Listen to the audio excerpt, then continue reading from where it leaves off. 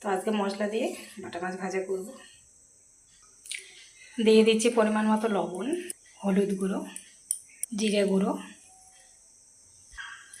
ধনে গুঁড়ো,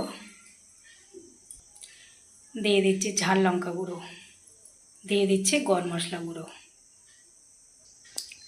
ভালো করে এখন মেখে নেব।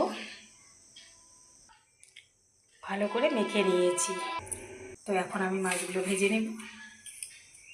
তেল গরম হয়ে গেছে, মাছ ছেড়ে দিচ্ছি। আমি এখন উল্টিয়ে দেব।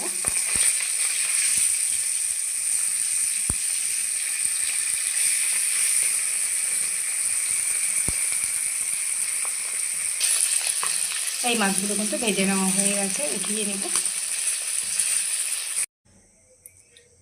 তো মশলা দিয়ে বাটা মাছ ভাজা আমার একদম রেডি। নামিয়ে নিয়েছি আর এখানে প্লেটে সাজিয়েও নিয়েছি।